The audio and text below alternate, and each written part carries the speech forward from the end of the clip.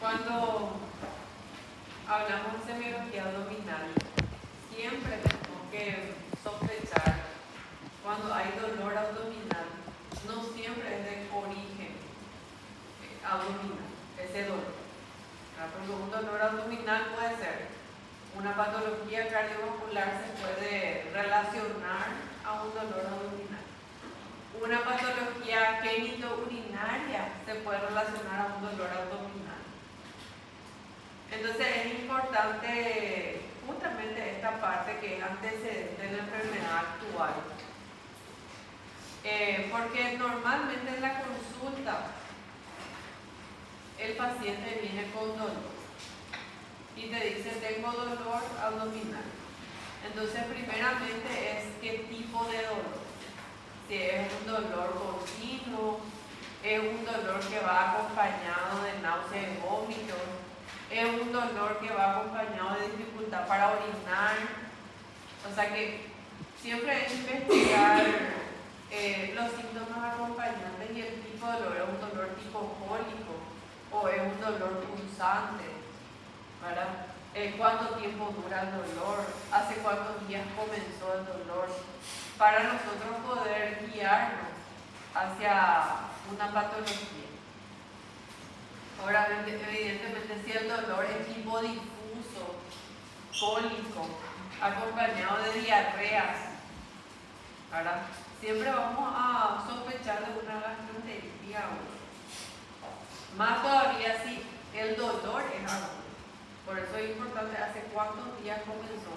Comenzó hace 3 días el dolor, comenzó ayer el dolor, ¿verdad? Entonces eso es lo primero que nos orienta para poder guiar nuestro diagnóstico. Los hábitos fisiológicos, como orina, como es su catarsis conservada, no tiene diarrea o está estreñido, ¿verdad?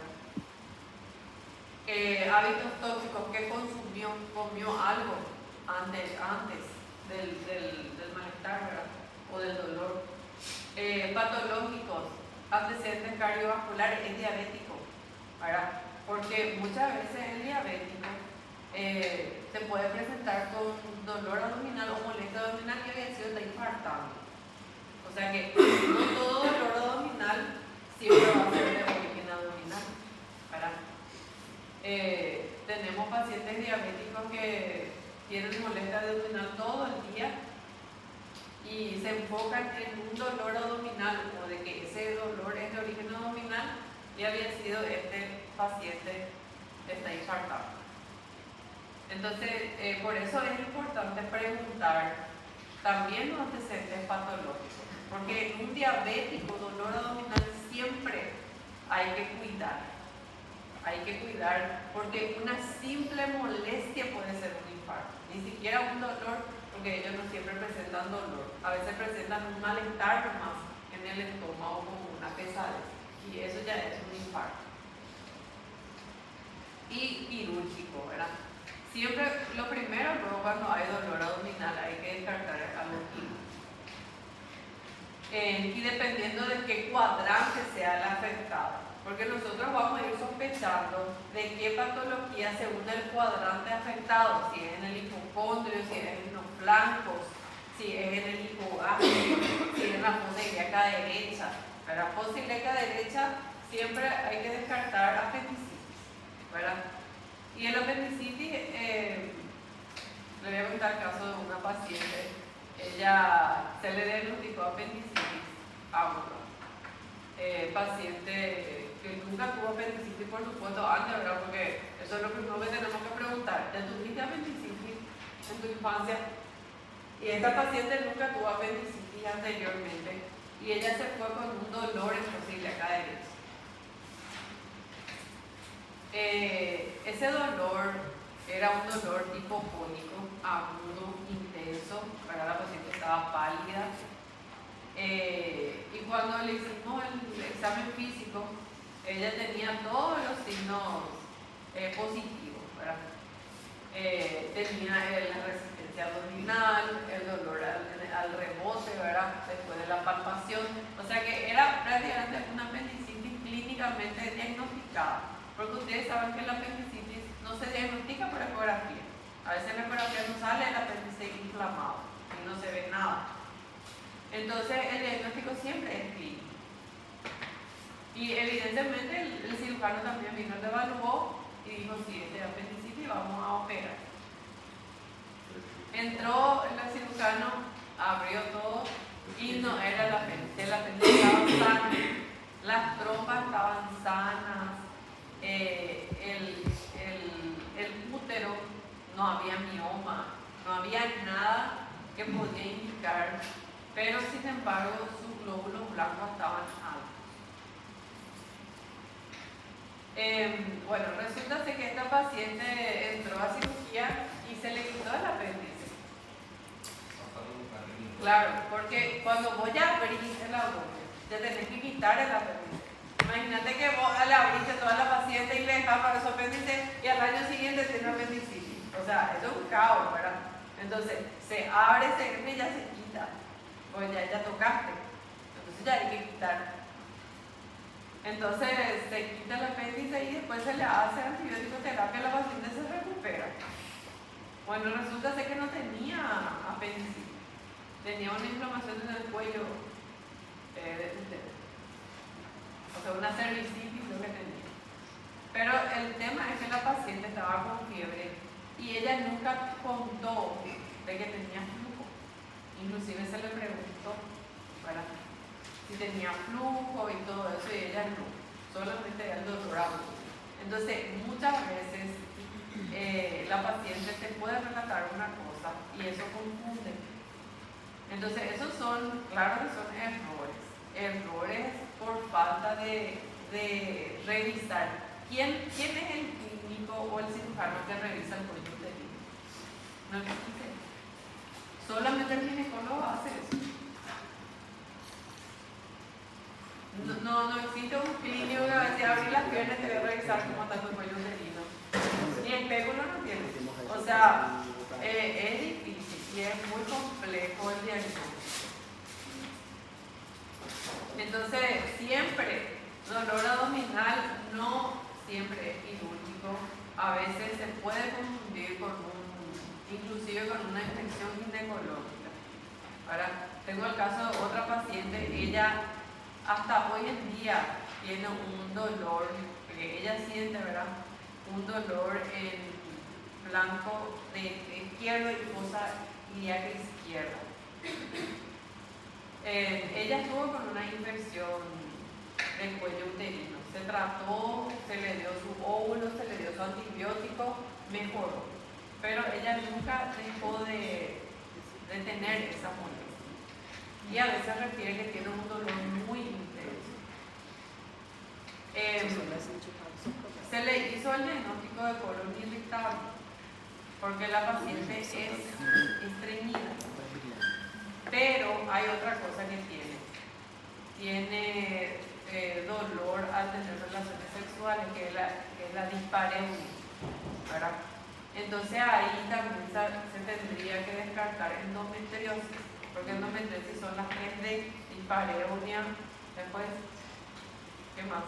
Dismenorrea, dispareunia, dismenorrea, que es dolor cuando va a menstruar, dispareunia, que es dolor al tener relaciones sexuales, y disuria, que a veces es dolor a orina.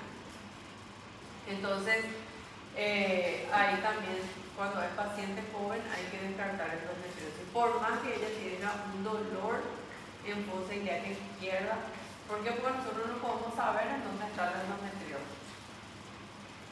Pero esas son las cosas que nos guían, porque el diagnóstico es complejo.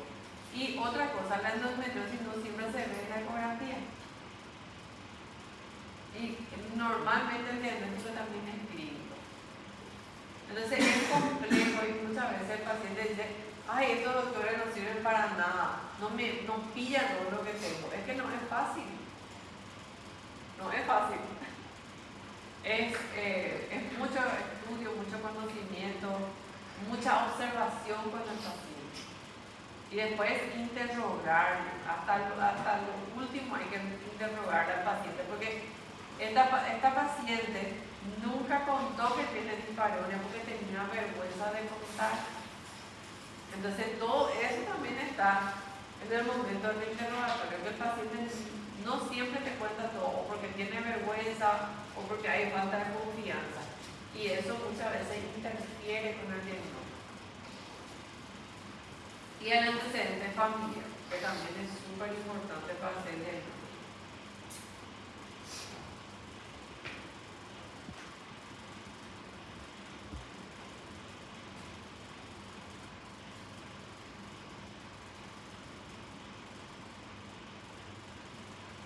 Bueno, en el interrogatorio entonces la historia clínica completa, ¿verdad? En las enfermedades digestivas el interrogatorio orienta y diagnostica el 80% de todas las patologías. No siempre es dolor abdominal, pedir la ecografía. Muchas veces la ecografía no hace el diagnóstico. De apendicitis, por ejemplo, la ecografía no hace el diagnóstico. De balde no le voy a pedir una ecografía cuando hay apendicitis. Apendicitis es clínico. Vos tenés toda la sintomatología y los signos positivos semiológicos.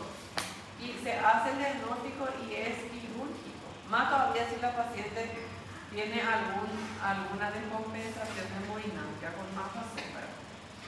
Y más todavía si sus glóbulos blancos están altos.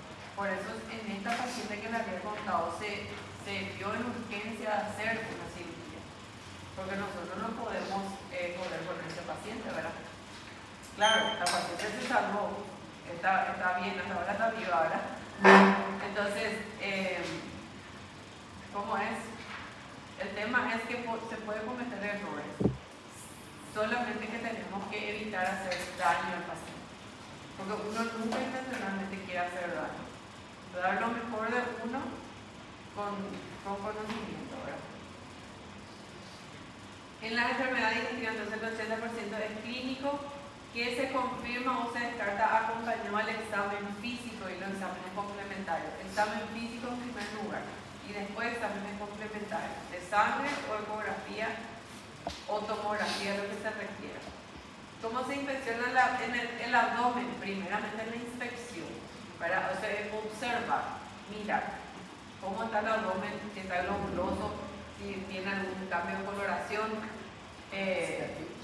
si está histérico, si hay asitis, para todo eso, si hay alguna deformidad en el abdomen, si hay cicatriz, si hay infección en la piel, si hay herpes o lo que fuera, ¿verdad? En la piel, eso es lo primero que se mira. Después la auscultación. La auscultación es para escuchar los ruidos hidroaéreos si están aumentados, si están disminuidos o si no existe ruido hidroaéreo. Cuando no hay ruido hidroaéreo, yo rápidamente tengo que sospechar en una infección. ¿Verdad? ¿Por qué? Porque cuando hay una infección, y especialmente en el peritoneo, cuando yo estoy sospechando de un dolor agudo y cuando se irrita el peritoneo, lo primero que ocurre con el intestino es que se para, se detiene.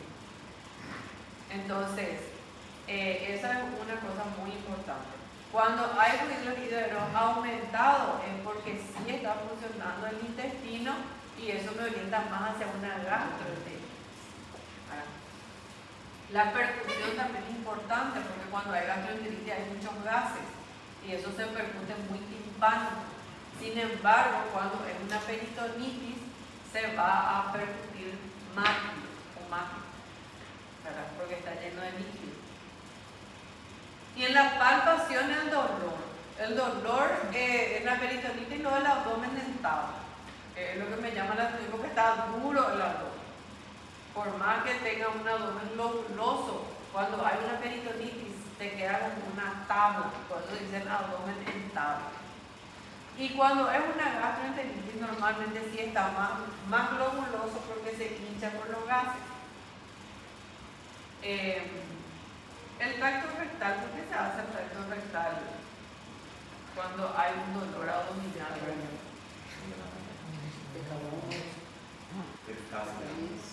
Para ver si no hay sangrado. Porque normalmente cuando hay una hemorragia interna sangra cuando se le hace el tracto rectal. Y eso se hace mucho cuando hay traumatismo de abdomen. Y eso salva al paciente. Entonces, yo antes cuando hacía mi práctica, claro, no sabía nada de semiología porque yo estaba segundo año en medicina y me iba en emergencia médica a hacer mi práctica. Y entonces yo siempre quería saber por qué lo que se le hace al tracto rectal a todos los accidentados, ¿verdad? Y a decir, era para eso, ¿verdad? Para saber si no hay sangrado. Porque lo primero que se evidencia es en el tracto rectal más rápido, ¿verdad? Y mucho antes que mandar a hacer una ecografía, que no siempre está disponible.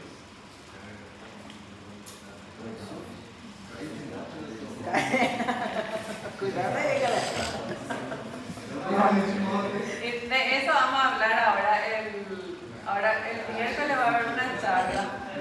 Si los hombres están interesados, tienen que asistir a la charla. Vamos a hablar de masculinidad el miércoles. Creo que a la 1. Acá. Tienen que asistir los varones. Están cordialmente invitados. Bueno, ahora,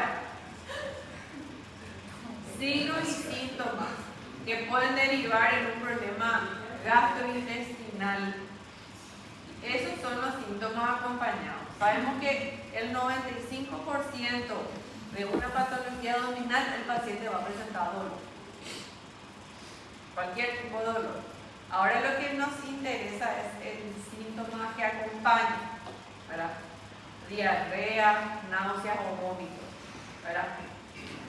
¿Qué es, por ejemplo, lo que diferencia una pancreatitis de una gastroenteritis? Ustedes me van a decir.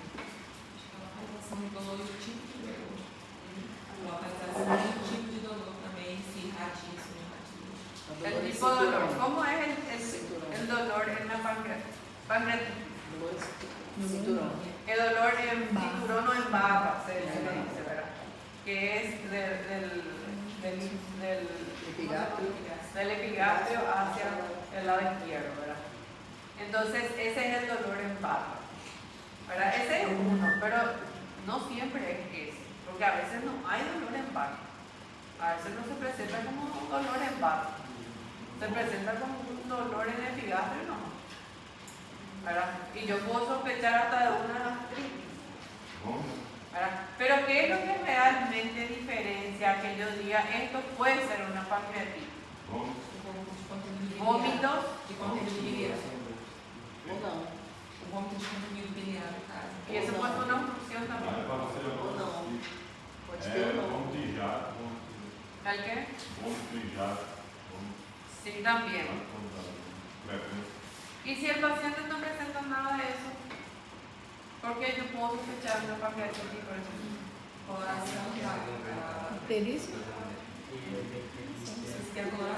El antecedente del paciente. ¿Cuál es la causa más común de pancreatitis?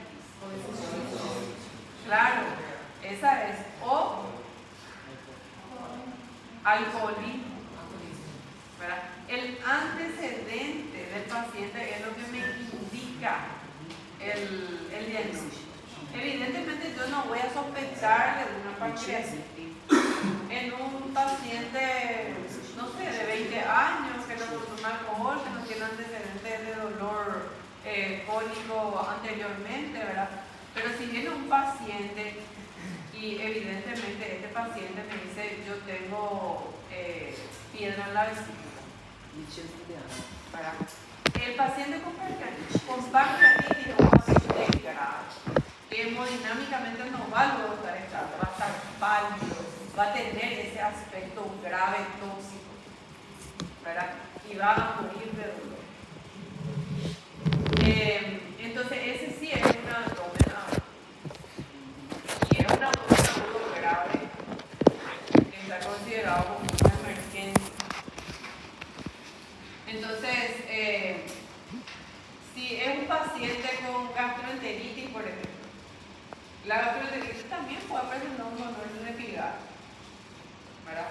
O inclusive un dolor difuso y el paciente muere de dolor, pero no es un paciente que está hemodinámicamente grave. inclusive su coloración está normal. Claro, la fase dolorosa y del dolor y todo eso puede hacer que se quede un poco pálido, pero uno le controla su signo vital, está bien, su presión está bien, su lengua está hidratada, ¿verdad? Entonces, cuando el paciente está con ese dolor y su ruido hidroaéreo aumentadísimo, ¿verdad? Entonces, todo eso me hace sospechar, y más si es que me dice estoy con diarrea. Pero acuérdense que la gastroenteritis no siempre comienza con diarrea, a veces empieza con estreñimiento y después tiene diarrea. Entonces, todas estas cosas en el momento del diagnóstico hay que tener en cuenta. Más bien el antecedente del paciente, lo que el paciente cuenta. Bueno, después.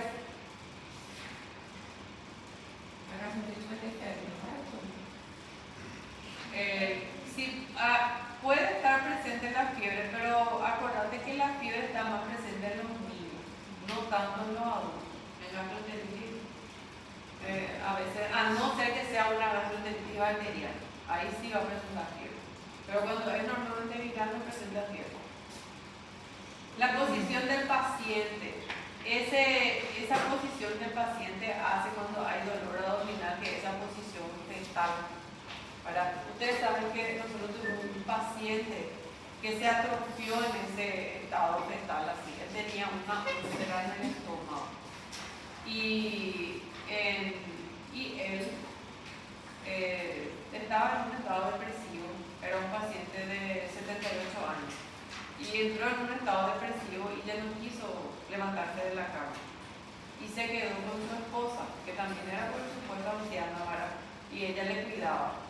Entonces él gritaba y pedía todo el tiempo que le dé un calmante. Y la señora, evidentemente en su ignorancia, le llenó de diclofenac. Y era todos los días era una pastilla de diclofenac. Hasta que finalmente se le pudo quitar al paciente de su casa, y se le internó.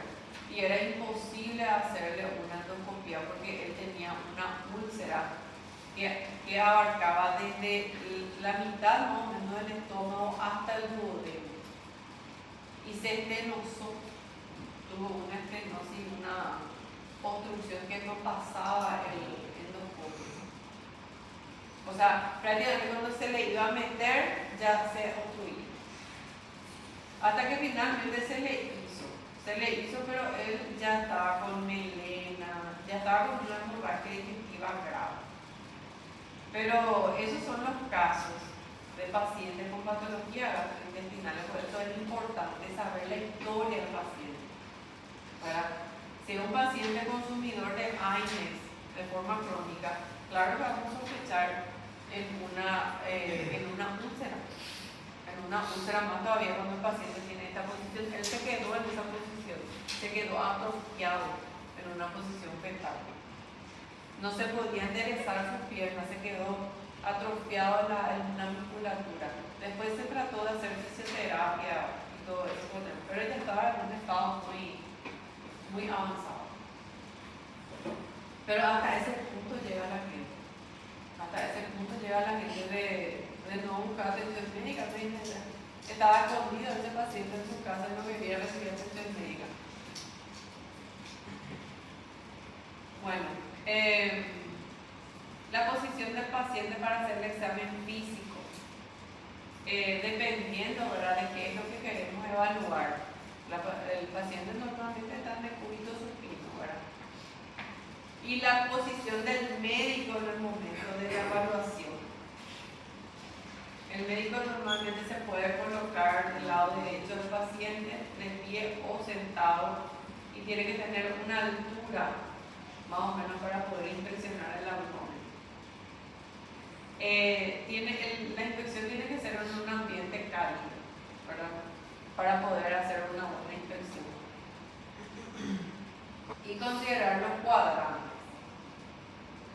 para poder evaluar el tipo de dolor, ¿verdad?, las regiones de los cuadrantes, ¿verdad?, el epigastrio, el hipocondrio derecho, izquierdo, flancos, ¿verdad? Si hay un dolor en flanco derecho, por ejemplo, Supongamos que hay un dolor en flanco derecho y yo siento como una tumoración y el paciente refiere anemia y pérdida de peso. ¿En qué voy a sospechar?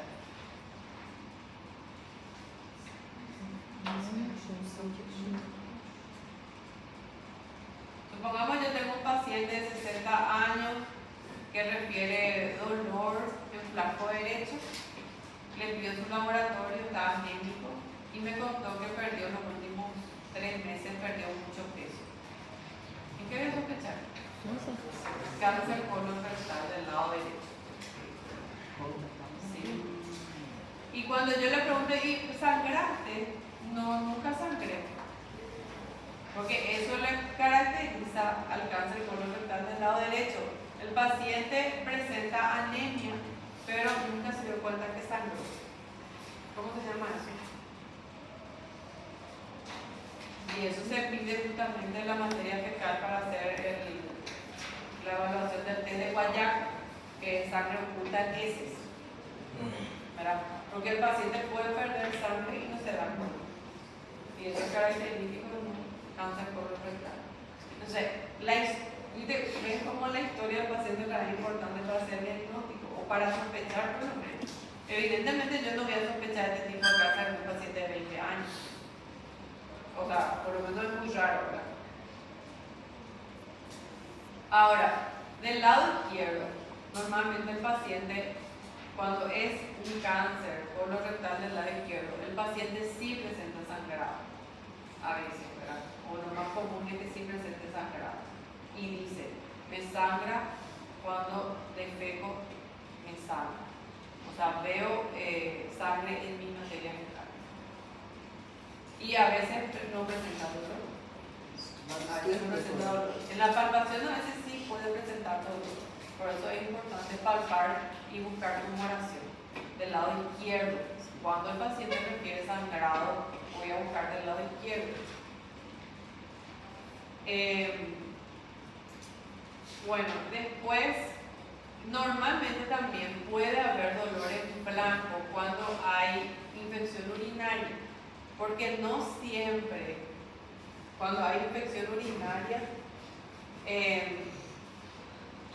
o cuando hay litiasis renal, no siempre la puniopercusión es positiva. Y le voy a contar otro caso de otra paciente que tuve en el consultorio. Ella se fue y presentó dolor en flanco izquierdo, solamente en flanco izquierdo. Claro, se le hizo la inspección, tenía un dolor a la palpación profunda en el flanco izquierdo. No había tumoración, nada. Pero yo le pregunto cómo orina, ¿verdad? Y me dice, mi orina es muy concentrada. No tengo dolor, no tengo disuria, ¿verdad? Pero mi orina es muy concentrada. Y cuando le hice la puniopercusión negativa, de los dos lados, puniopercusión negativa, pero ella sí tenía dolor en el flanco izquierdo. Y cuando le pido su ecografía, estaba con una litiasis renal, justamente del lado izquierdo.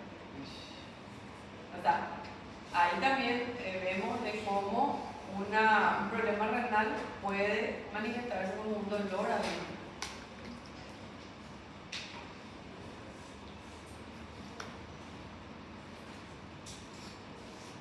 Bueno, después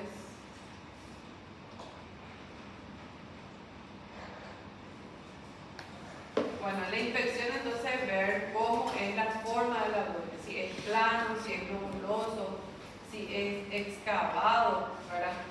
Normalmente excavado es cuando hay mucha pérdida de peso, es excavado. Si hay cicatrices, cómo está el ombligo, especialmente cuando es pediátrico. Si hay hernias, si hay soplo, se oculta también, se puede ocultar soplo. Si hay latido, se puede sentir que hay latido.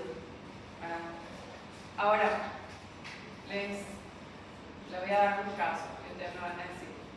Paciente de 45 años con historia de hipertensión arterial y tabaquista. Ingresa a la urgencia pálido y hemodinámicamente inestable con un dolor intenso en el epigastrio. cuando yo le hago la palpación, palpo latido. ¿Qué puede ser? Disección de aorta. Disección de aorta, esos son casos graves. Sí o sí son quirúrgicos. Y es una emergencia médica.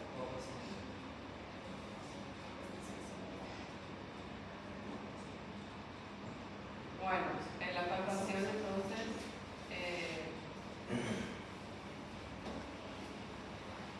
después la percusión. La percusión es una maniobra, ¿verdad? Normalmente para saber si es timpánico o si es mágico. Si es timpánico se va a relacionar todo lo que produzca gases en el intestino, meteorismo, neumoperitoneo, pero neumoperitoneo voy a sospechar más bien en un traumatismo. Y cuando es mátido, voy a sospechar que hay líquido adentro, que normalmente se dan en las infecciones. As obstruções também vai ser macho, né? As obstruções também vai ser macho, né? Sí, cuando hay obstrucción. Al principio de la obstrucción puede ser timpánico, al principio. Y después cuando avanza la obstrucción, pero generalmente la obstrucción avanza muy rápido. El paciente en 24 horas está grave. Eso es otra cosa que nos diferencia aquí. Va a haber vómito. Y vómito inclusive de contenido fecal o biliar. A ver, en la obstrucción. Bueno, ocultación, entonces se ocultan los fluidos de oído aéreo para saber si están aumentados o están ausentes. Acá también te dice, ejemplo, el hilio mecánico o paralítico presenta presencia de soplos que pueden indicar obstrucciones parciales de los vasos sanguíneos. Puede haber infarto mesentérico también. O la presencia de aneurisma.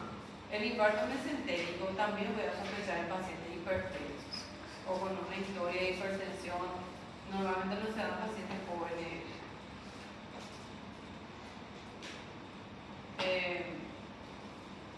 Después, síntomas y signos. Bueno, los motivos de consulta más frecuentes gastrointestinales son el dolor abdominal en primer lugar, náuseas, vómito, diarrea, acidez, pirosis, distensión abdominal, disfagia o inofagia. Bueno, ahora le voy a dar otro caso que ustedes me van a decir. Paciente de 25 años que consulta por pirosis y dolor en epigastrio. Dolor en epigastrio hace 3 meses. ¿En qué van a sospechar? ¿Y qué más me van a preguntar?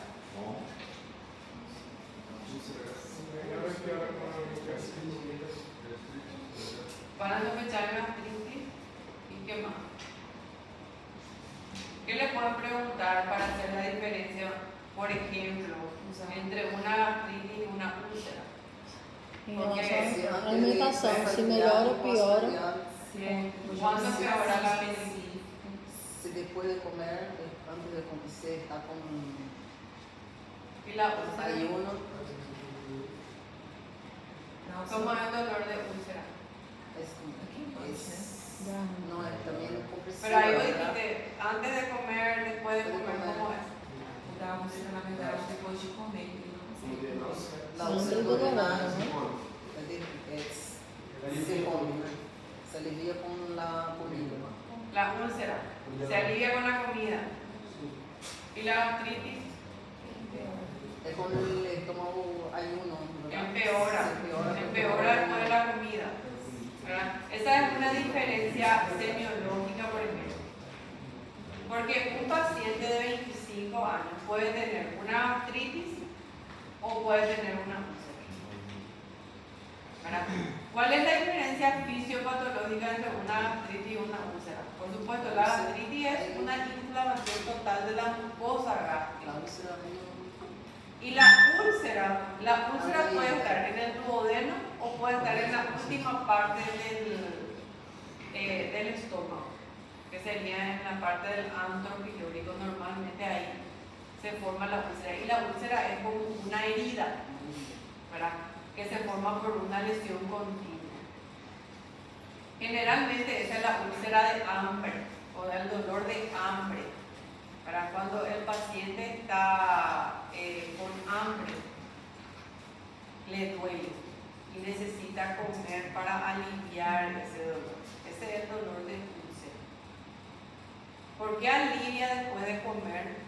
Porque después de comer se empieza a liberar bicarbonato y eso ayuda tipo a mantener cicatrizado la herida. Entonces mejora el dolor después de comer. Sin embargo, el dolor de gastritis es un dolor en donde empeora más todavía después de que yo comí algo graso. ¿Por qué? Porque la mucosa del estómago está irritada, está inflamada.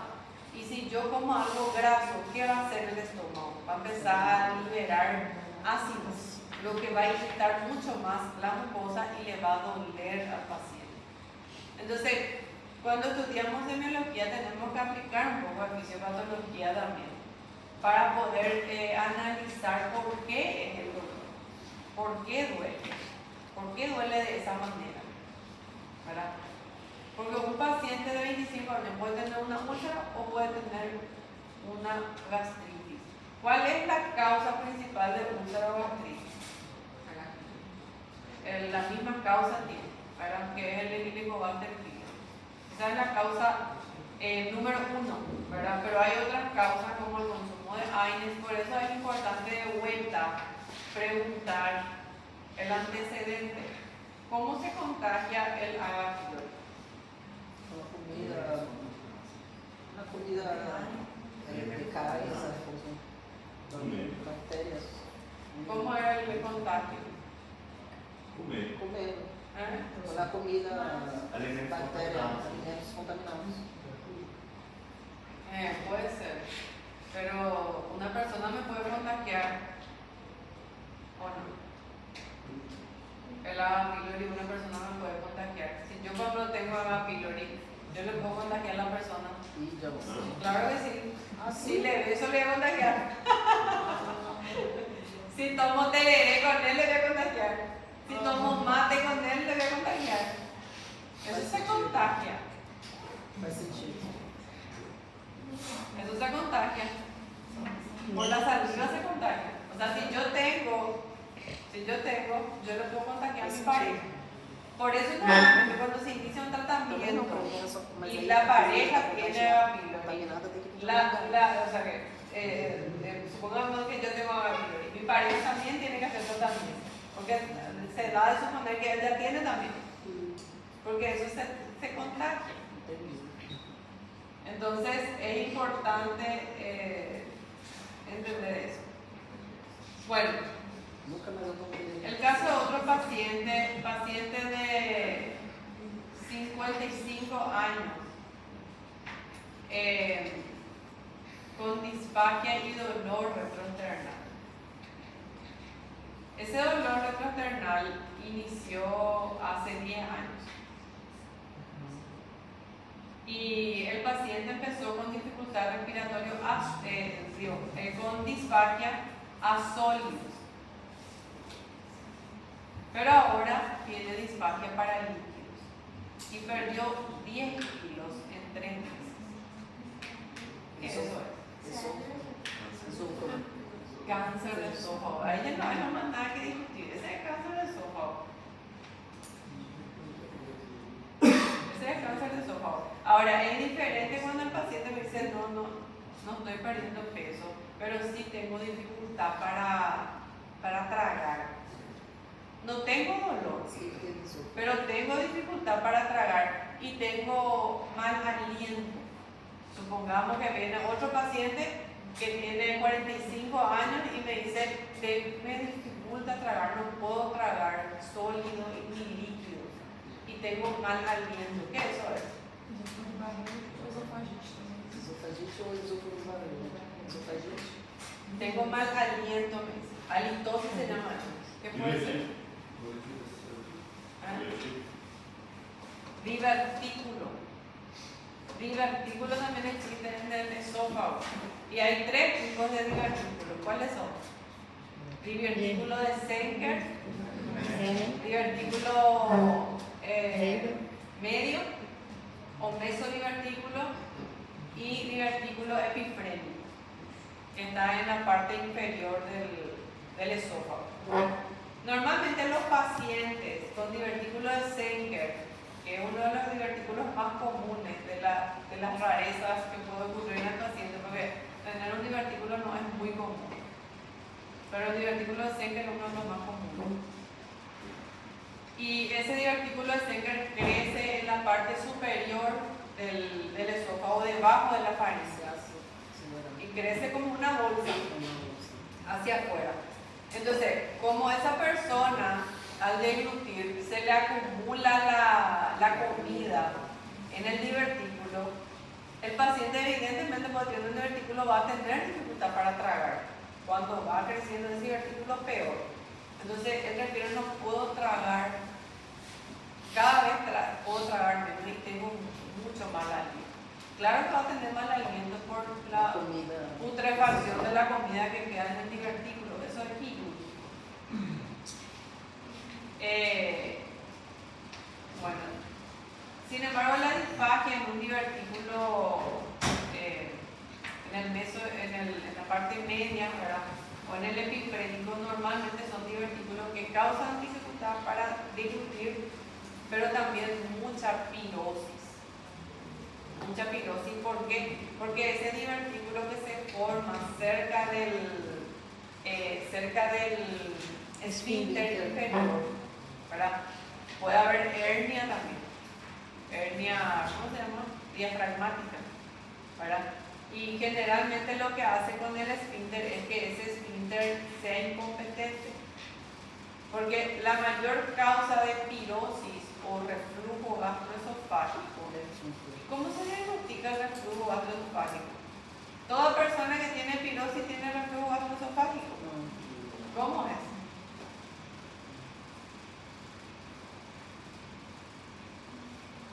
¿Cómo yo clínicamente puedo decir que esta persona tiene reflujo gastroesofágico? Porque eso no me va a diagnosticar la ecografía ni la endoscopía, eso es clínico. Y cuando yo digo, vos tenés reflujo gastroesofágico,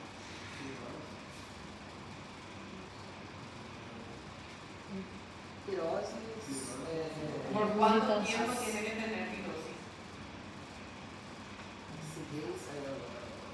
Normalmente en el reflujo gastroesofágico la acidez o la pirosis dura 3 semanas continuadas. Y ese siente una acidez o una pirosis por 3 semanas continuadas, ¿verdad? Y después calma. Y estaba bien, y después otra vez vuelve. O mínimamente tiene que referir pirosis en una semana en 3 episodios continuados, ¿verdad? Entonces ahí yo puedo decir, bueno, vos tenés reflujo gastroesofágico. Porque generalmente cuando es una pirosis, ¿verdad?, y entonces no solamente yo tengo acidez cuando como algo graso. Eso no es reflujo gastroesofágico. Porque el que tiene reflujo gastroesofágico, hasta tomando agua, te va a decir que tiene acidez. ¿Por qué? Porque su esfínter es anatómicamente incompetente, no se cierra bien. Ese es el problema fisiopatológico que puede ser estructural, simplemente sin que exista una hernia, ¿verdad? Hay personas que nacen con el esfínter esofágico inferior débil, que puede ser hereditario, ¿verdad? Y que empeora cuando yo no cuido mi alimentación, ¿verdad? O sea, la persona que tiene reflujo gastroesofágico tiene una incompetencia del esfínter esofágico inferior que empeora con ciertos alimentos, como alimentos grasos, la cafeína, el cigarrillo, cosas así. Entonces esa persona el diagnóstico, yo le voy a decir que consuma omeprazol 2 veces al día por un mes. 30 minutos antes de la cena y 30 minutos antes de la cena. Si mejora con el omeprazol, es reflujo gastroesofágico y hay que buscar la causa. Ahí se le pide la endoscopía.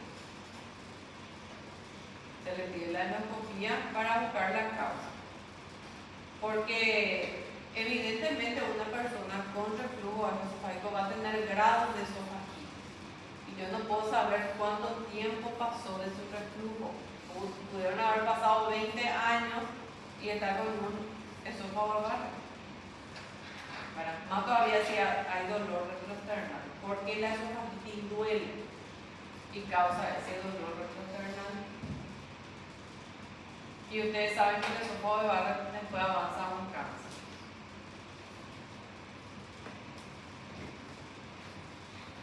Bueno, otro síntoma, constipación. ¿Qué es constipación? Estreñimiento. Esteatorrea, ¿qué es? Grasa en la materia fecal, que es esteatorrea. ¿Qué me puede indicar que un paciente, por ejemplo, tenga esteatorrea? No tengo.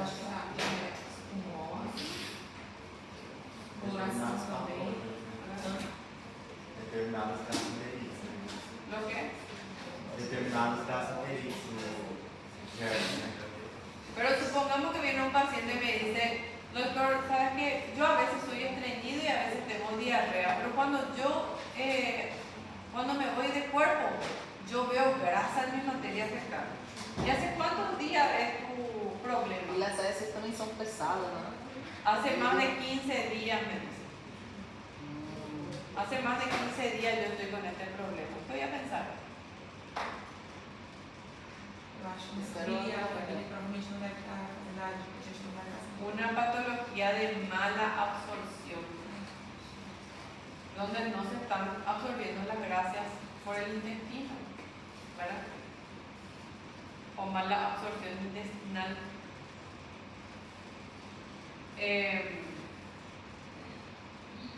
Bueno, cefalea. Ustedes saben que el sistema nervioso está tan ligado a las patologías gastrointestinales que muchas personas refieren cefalea cuando tienen un problema intestinal. Ahora, hay muchos síndromes intestinales que el paciente inclusive no va a presentar un dolor abdominal, pero continuamente presenta cefalea. Y eso puede estar relacionado también a una patología intestinal o de mala absorción intestinal. Bueno, hematoquesia y enterorragia. Hematemesis. ¿Qué es hematemesis? Vómito con sangre. Melena. ¿Qué es melena? Negro, de color negro. ¿Qué se relaciona con melena? Hemorragia digestiva alta. Hemorragia digestiva alta. Proctorragia, ¿qué es? Proctorragia es justamente sangrado rectal. Es lo que se constata con el tacto rectal, el sangrado rectal. Inclusive en la proctorragia el paciente refiere que en el papel se queda sangre. No siempre va a decir que en su materia fecal es sangre, sino que va a decir cuando yo me limpio se queda sangre en el papel. Eso está más relacionado a los tipos de hemorroides. Y más todavía cuando hay hemorroides internas. Prurito anal también está relacionado con las hemorroides. Prurito anal o algún parásito, ¿verdad? Ustedes saben que hay también parásitos en el adulto mayor. Y muchas veces eso no se quiere tratar, ¿verdad? O sea, no se sabe, ¿verdad? Pero así como hay parásitos intestinales en los niños, también es muy frecuente encontrar parásitos intestinales en el adulto mayor.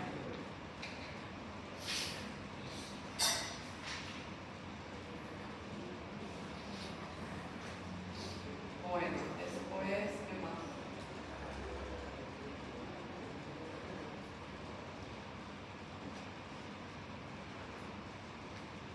Bueno, la ictericia es otro motivo de consulta que puede estar relacionado con el dolor abdominal. Evidentemente, si yo tengo un paciente con dolor ¿cómo es? En hipocondrio derecho y es un dolor tipo cólico, que el paciente está ictérico, ¿qué síntomas acompañantes puede ir acompañado cuando es, por ejemplo, una hepatitis? Cuando es una hepatitis, porque en la hepatitis también puede haber dolor y me puedo confundir con otra cosa.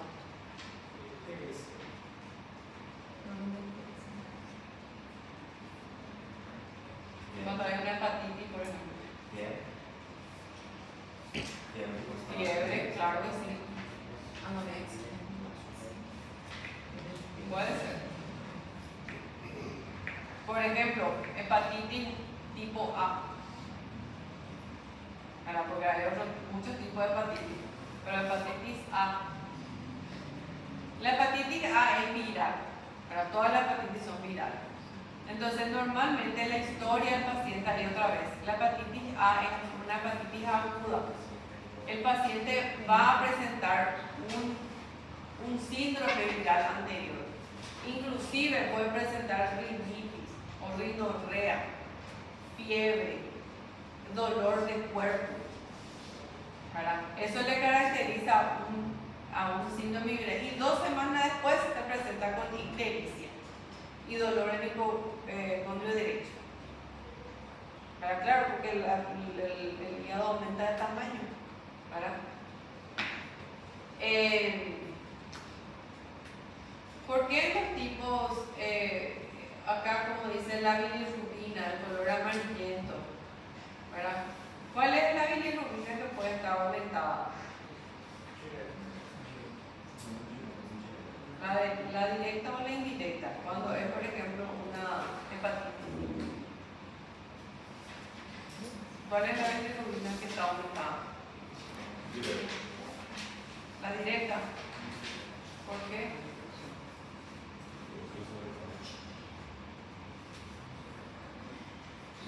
Ahí como le diferencian la ictericia prehepática, y le voy a leer para que puedan ustedes después ir analizando, ¿verdad? Entonces la ictericia es la coloración amarilla de la mucosa y de la piel por aumento de la bilirrubina en sangre. Debe diferenciar de la pseudoictericia. Clasificamos como prehepática, hepática y posthepática. La prehepática se origina en la hemólisis. La poshepática en todas las causas de obstrucción del conducto biliar hasta la desembocadura del coledo en la papila duodenal. Y la hepática a nivel de hepatocitos falla en su conjugación o en la excreción del conducto biliar a través de los canalitos. ¿Dónde se conjuga la bilirrubina? La bilirrubina conjugada es la bilirrubina directa y la bilirrubina no conjugada es la indirecta. Quiere decir que si yo tengo una infección de los hepatocitos, esas bilirrubinas no se van a conjugar. ¿Verdad? Entonces ahí puedo aumentar bilirrubina no conjugada o indirecta cuando los hepatocitos están realmente muy dañados. A veces sí igual se conjugan y suben los dos, ¿verdad? Pero cuando hay una obstrucción sí se llega a conjugar la bilirrubina. Lo que no ocurre es que la bilirrubina pasa al duodeno. Entonces, ¿qué aumenta cuando hay una obstrucción? La conjugada o la indirecta. Entonces esa es una diferencia que tenemos que tener considerando la fisiopatología de cada enfermedad.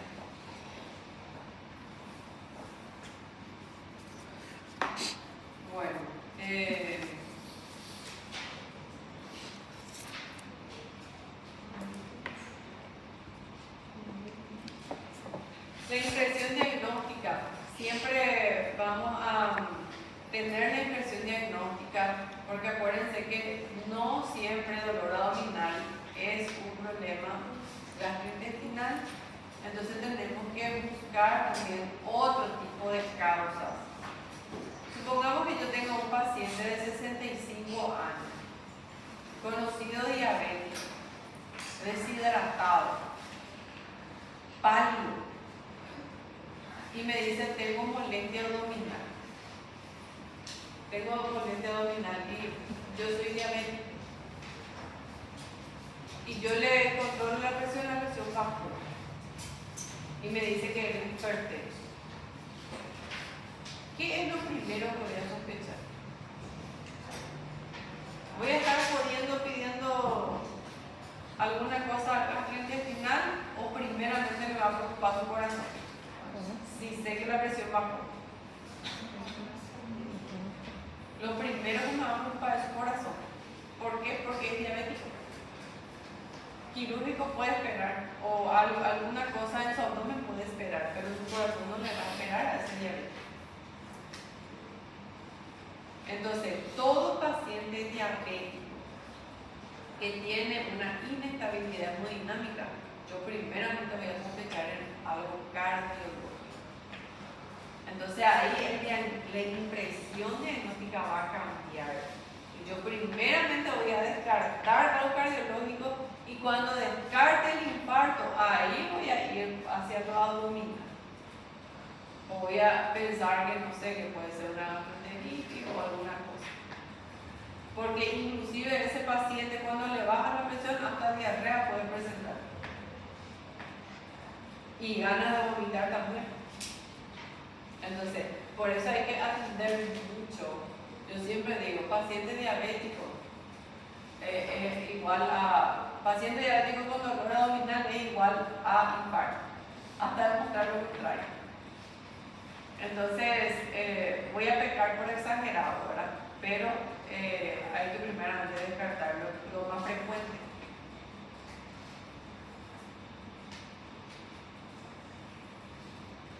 Bueno, entonces a eso se refiere la impresión diagnóstica, dependiendo siempre del tipo de paciente que se nos presente con dolor abdominal. ¿Qué es dispepsia?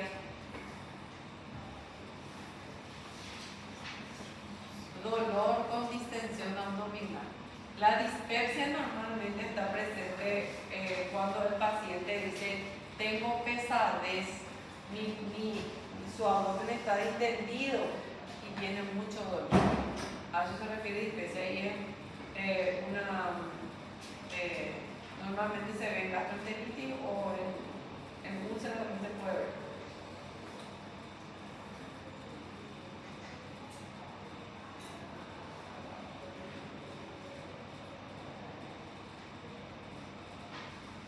Bueno, ¿qué síntomas le diferencia a la hemorragia digestiva alta y a la hemorragia digestiva baja? A menina é um, né? A menina já é digestiva. Hemorragia digestiva alta, ¿cómo es? No caso, dos signos, no caso seria a melena. Melena. Y a veces también hematemesia hay en la hemorragia digestiva alta. Melena, vómito con sangre, ¿verdad? Y en la baja, hematoquesia, ¿verdad? Normalmente no hay melena en la hemorragia digestiva baja. Lo que más le caracteriza es la hematoquesia o la sangre en la materia fecal. No caso, na alta é a melena. O enterorragia. Qual foi o que você a melena na alta e Melena es más frecuente, hematemesia y melena es hemorragia digestiva alta. Enterorragia, protorragia, ¿verdad? Que el paciente, ¿qué significa eso? Hay hematoquesia, es cuando el paciente te dice, yo vi sangre en materia fecal. Eso es hematoquesia. Pero normalmente la enterorragia o la protorragia, el paciente te va a decir, se quedó sangre por el papel. O puede ser que en el baño vio que había sangre. Eso generalmente es una enterorragia, porque ya es una hemorragia baja. Entonces, el paciente cuando se va al baño va a ver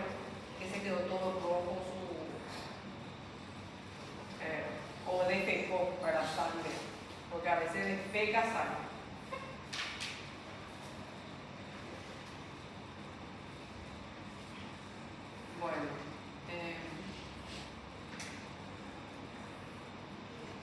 Bueno, y los síndromes de mala absorción, aguda o crónica. Agudas son todas las diarreas que tienen menos de 15 días. Y las crónicas se consideran todas las diarreas que tienen más de 15 días. Entonces, menos de 15 días, diarrea, ¿qué voy a sospechar? Una gastroenteritis. Y la mayoría de las gastroenteritis son virales, no bacterianas. ¿Cuándo yo voy a sospechar de que es bacteriana esa diarrea? Cuando el paciente presenta fiebre, especialmente el paciente adulto, presenta fiebre, malestar general, palidez, mucha diarrea, mayor cantidad de diarrea o hasta puede haber sangre en las heces, ¿verdad? Ahí yo voy a sospechar de algo más bacteriano. Y ese olor putrefacto de la diarrea, eso va más con bacteriano. El paciente tiene un aspecto más tóxico. Sin embargo, cuando es viral, a veces el paciente no presenta fiebre, puede presentar mucha diarrea, pero eso no le lleva a la deshidratación. Por eso normalmente todas las diarreas son virales, a no ser que tengan otros síntomas que me puedan llamar la atención para tratar con antibióticos. Las diarreas no se tratan con antibióticos. Entonces ahí está justamente ver la etiología de la diarrea. Siempre cuando es agudo voy a sospechar de una causa infecciosa. Viral en primer lugar y en segundo lugar bacteriana. En tercer lugar puede ser parasitario. Y las diarreas crónicas. Síndrome de mala absorción. Todos los síndromes de mala absorción van con diarrea crónica. Cualquier patología como el colon irritable, la colitis ulcerosa, el síndrome de Crohn, para eso son diarreas relacionadas a la mala absorción.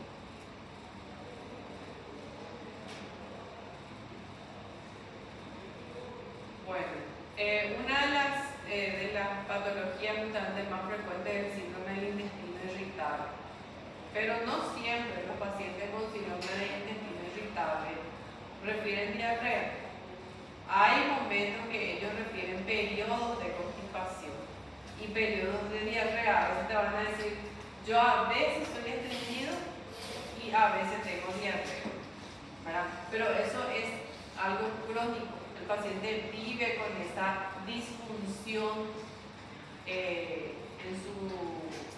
en su hábito defecatorio, porque lo que realmente ocurre en el colon irritable es que el paciente se presenta hay periodos de diarrea.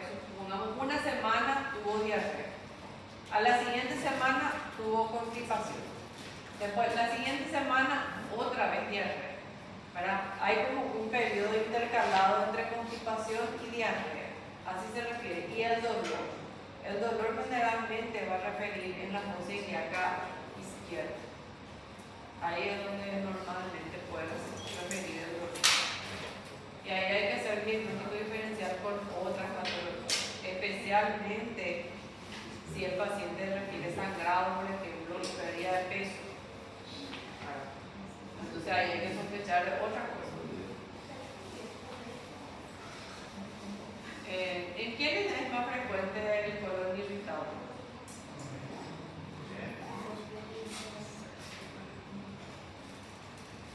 ¿En quiénes es más frecuente? Ahí dice, predomina en el sexo femenino. Yo digo que las mujeres son más estresadas por eso. Y el colon irritable está relacionado al estrés. No hay una causa por decir que es una bacteria o es un parásito o es un virus que afecta al colon. El colon irritable es idiopático y está relacionado mucho al estrés. Laboratorio. no hay un laboratorio que haga el diagnóstico ni de colon irritable ni de ningún tipo de enfermedad intestinal, de mala absorción. Lo que me orienta es si el paciente tiene anemia o si el paciente tiene un déficit de alguna vitamina o algún mineral, evidentemente ese síndrome es más grave, ¿verdad? Y más todavía si está acompañado con pérdida de peso, porque en los síndromes de mala absorción, como la enfermedad de Crohn, por ejemplo, que es una enfermedad en donde ataca todo el tubo digestivo, porque la enfermedad de Crohn se ven lesiones desde la boca hasta el ano. Entonces, el paciente no tiene buena absorción ni de proteínas, ni de minerales, ni de grasas, ¿verdad? Entonces pierde mucho peso. Y el diagnóstico hace justamente la endoscopía digestiva. Es el gol estándar de este tipo de diagnóstico, es pedir sí o sí la endoscopía digestiva. Si sospecho de enfermedad de Crohn, tengo que pedir endoscopía digestiva alta y baja. Si estoy pensando o sospechando en un colon irritable o en una colitis ulcerosa, voy a pedir una endoscopía digestiva baja. Todas as digestivas, né, doutora? No caso, vamos fazer endoscopia, né? Sí, la endoscopía es el que hace el diagnóstico.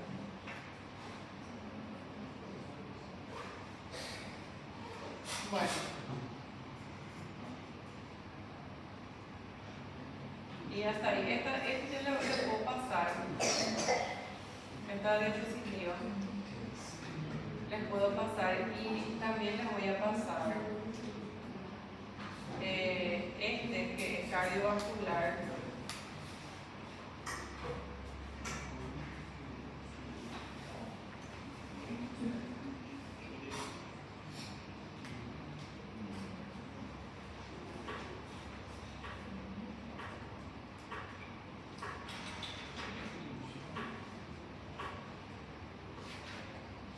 Bueno, acá tengo cardiovascular y acá tengo semiología del sistema nervioso. Creo que yo ya les pasé ahora. ¿O no? Exploración neurológica básica para médicos generales. ¿No?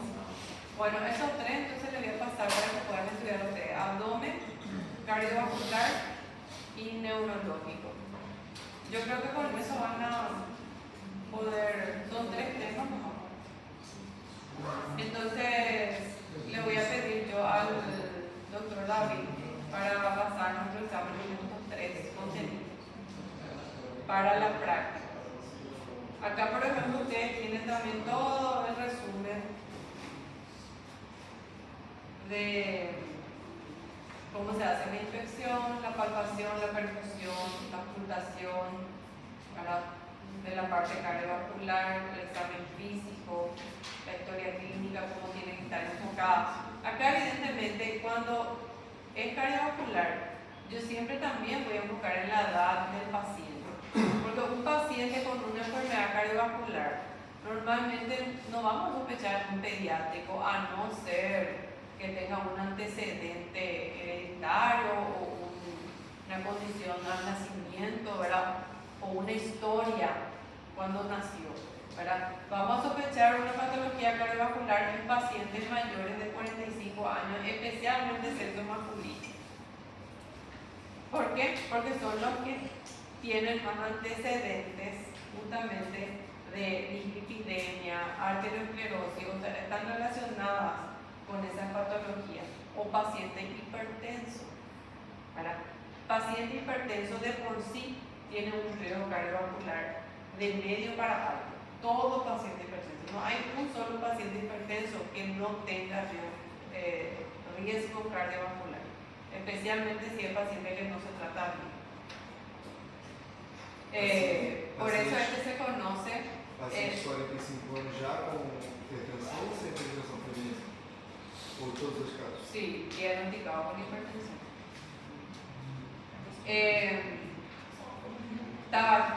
Tabaquista también. de por sí esta mamita tiene un riesgo cardiovascular. Y peor si es hipertensa, de hipertensión otra vez. Ahí está, yo siempre digo, esa es una bomba de tiempo que está caminando por la vida. ¿Y cuál es el riesgo cardiovascular? Y el riesgo cardiovascular es que en cualquier momento puede sufrir un infarto o puede terminar haciendo una insuficiencia cardíaca. Evidentemente, la clínica de un infarto es diferente a una insuficiencia cardíaca, porque el infarto es un síndrome agudo, en donde se puede presentar con dolor, y el dolor típico es dolor opresivo, retroesternal o precordial, que irradia al brazo izquierdo, o a cuello, a mandíbula, o a espalda, o a epigastrao.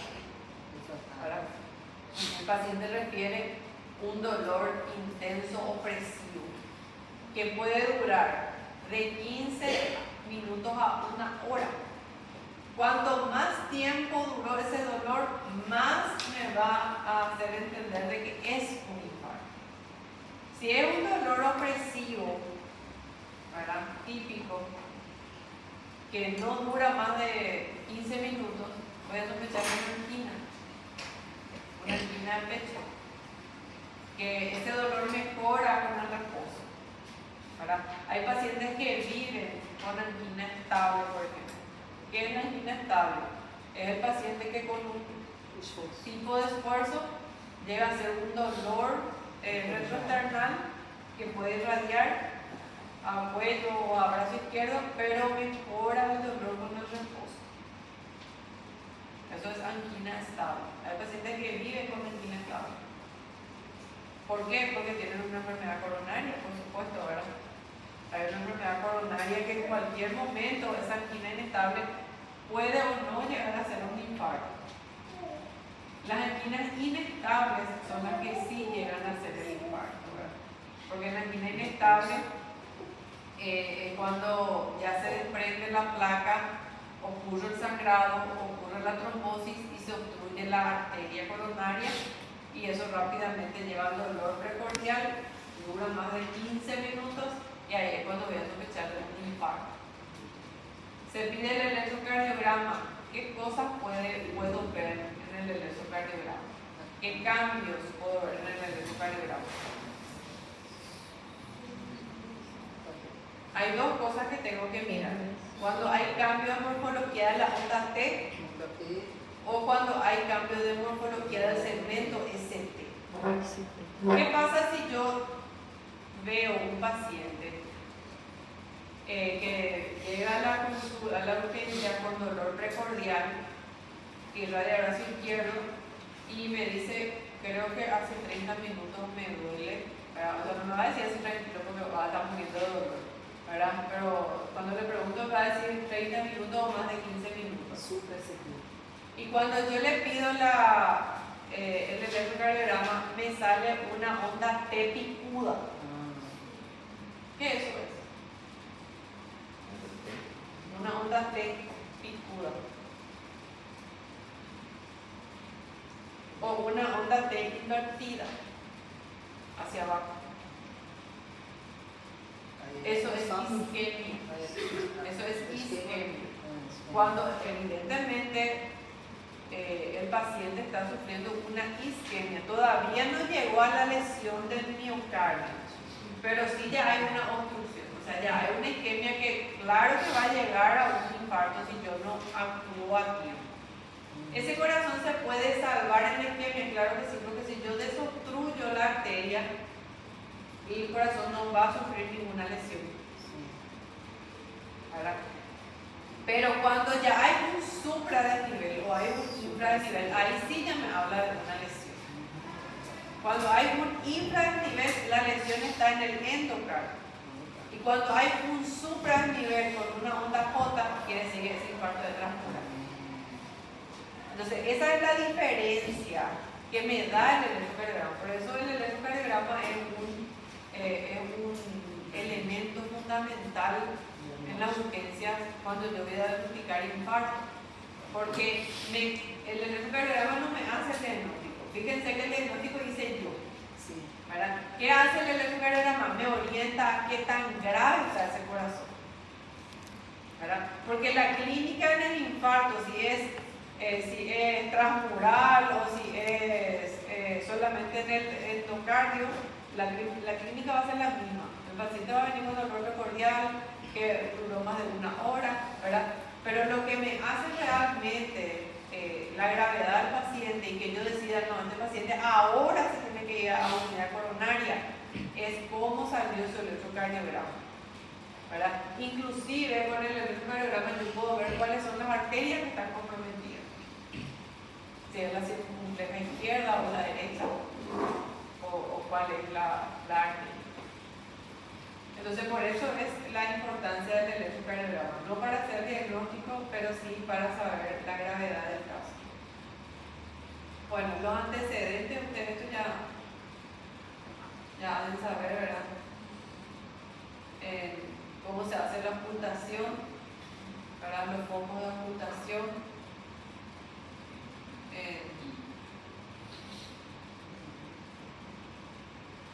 Y ahí justamente está la parte semiológica del dolor.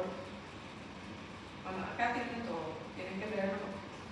Bueno, ahora les voy a preguntar yo, ¿qué es soplo? ¿Qué es un soplo? ¿Cómo ustedes pueden definir si yo les pregunto qué es un soplo?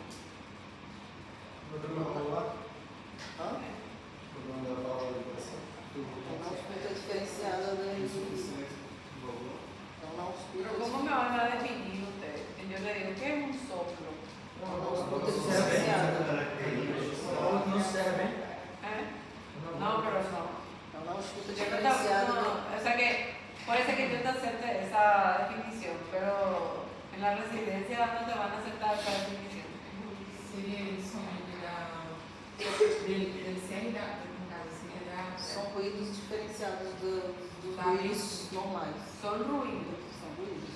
¿Por qué ocurre ese ruido? No caso da...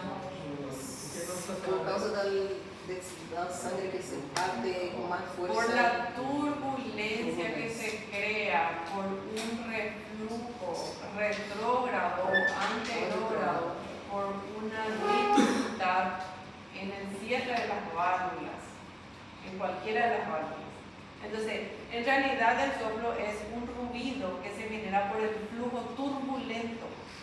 ¿Verdad? Eso es un ruido que se genera por el flujo turbulento. ¿Verdad? La válvula puede ser incompetente o puede estar estenosada. Supongamos que sea la válvula mitral. La válvula mitral es la que está en el lado izquierdo del corazón. ¿Qué hace la válvula mitral? La válvula mitral deja pasar sangre desde la aurícula izquierda al ventrículo derecho, cuando se abre, ¿verdad? Y supongamos que la válvula mitral no se cierra bien, porque hay una insuficiencia de la válvula mitral no se cierra bien. Ese flujo, cuando ocurre la sístole, ¿verdad?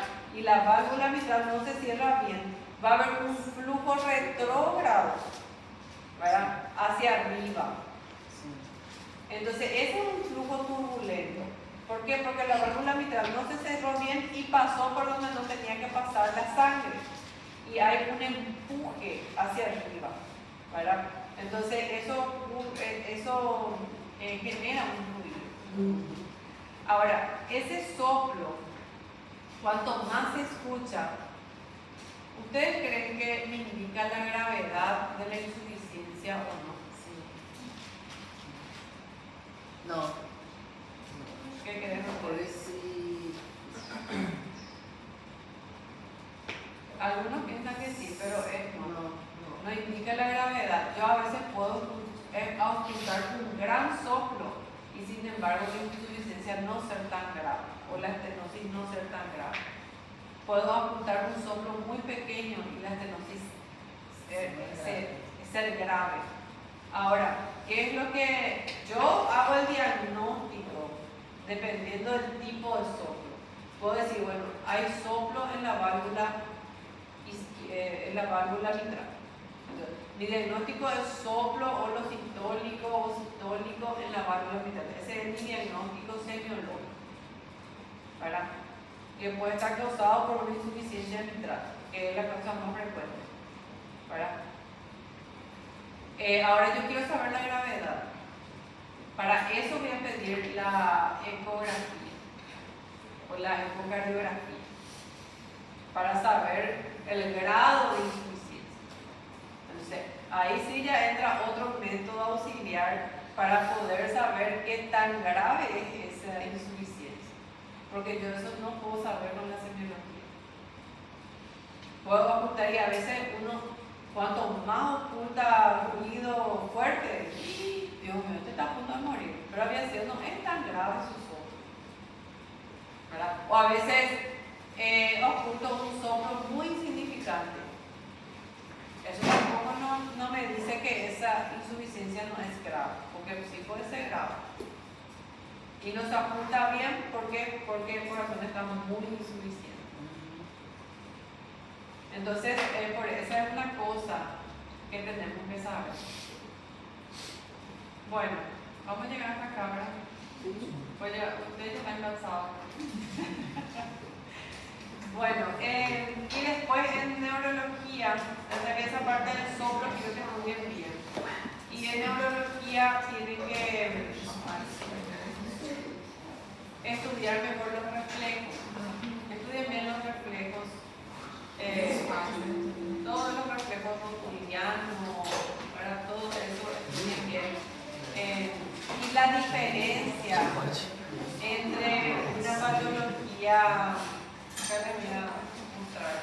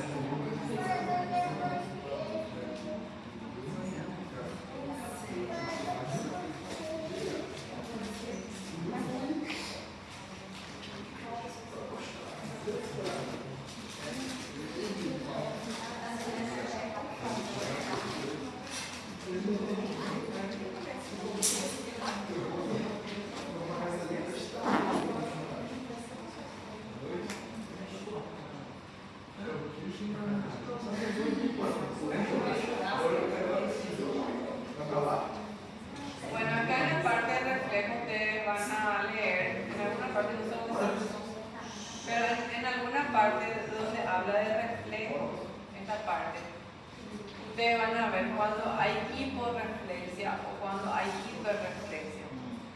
¿Qué patologías están relacionadas con la hiporreflexia y qué patologías están relacionadas con la hiperreflexia?